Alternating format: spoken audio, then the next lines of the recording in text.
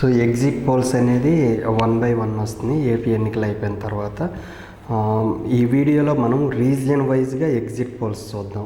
వీళ్ళు total 5 రీజియన్స్గా divide చేశారు. So regions wise ఎవరికి ఎన్ని సీట్లు వచ్చినాయి ఏంటి అనేది చూద్దాం. ఉత్తరప్రదేశ్ టోటల్ వచ్చేసరికి 34, వైఎస్ఆర్సీపీ 23, కూటమి 9, క్లోజ్ కంటెస్టెంట్ 2. గోదావరి డిస్ట్రిక్ట్స్ అంటే 2 ఉన్నాయి కదా, ఈస్ట్ వెస్ట్ కలుపుకుంటే 34 సీట్లు.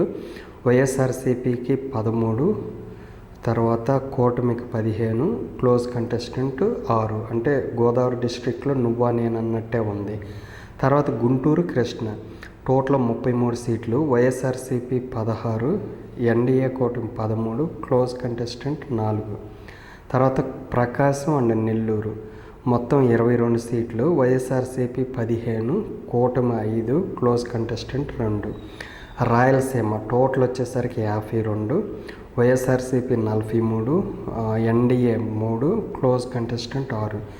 సో లాస్ట్ టైము ఎన్నైతే వచ్చినాయో అన్ని సీట్లు మ్యాక్సిమం టీడీపీకి ఇచ్చారు. సో రీజియన్స్ వైజ్గా టోటల్ 175లో వైఎస్ఆర్సీపీ 110, ఎన్డీఏ కూటమి 45, క్లోజ్ కంటెస్టెంట్ 9.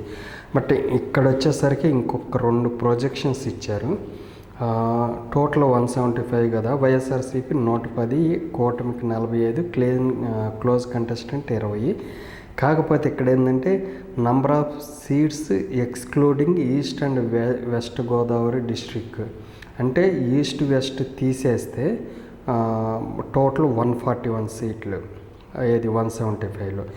ఈ 141 సీట్లలో వైఎస్ఆర్సీపీ అంటే అంటారు కదా గోదావరి డిస్ట్రిక్ట్లో, అంటే ఈ ప్రొజెక్షన్ ఎందుకు చెప్పారంటే గోదావరి డిస్ట్రిక్ట్లో ఎవరైతే హవా ఎక్కువ ఉండిద్దో వాళ్ళు గెలవడానికి ఛాన్స్ అన్నాడు కదా. అవి కాకుండా చూస్తే వైఎస్ఆర్సీపీకి 97, కూటమికి 30, clean contestant and close contestant 14 అనమాట.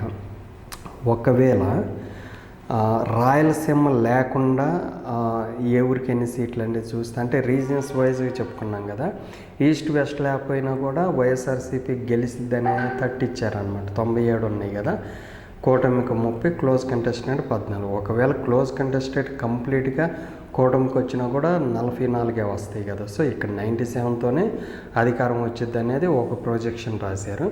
తర్వాత రాయలసీమ కాకుండా టోటల్ సీట్లు ఎన్ని 123. సో రాయలసీమ కాకుండా 123 సీట్లలో కూడా వైఎస్ఆర్సీపీకి 67, ఎన్డీఏ కూటమికి 42, క్లోజ్ కంటెస్టెంట్ 14. ఒకవేళ ఈ క్లోజ్ కంటెస్టెంట్ మొత్తం టీడీపీకి వేసుకున్నా కూడా 56 సీట్లు వస్తాయి. సో 56, 67 డిఫరెన్స్ ఉంది కదా. సో ఇట్లా రీజియన్స్ వైజ్గా డివిజన్ చేసి చూసినా కూడా వైఎస్ఆర్సీపీ హవా ఎక్కువ ఉందనేది ఈ సర్వే రిపోర్ట్లో ఇచ్చాడు.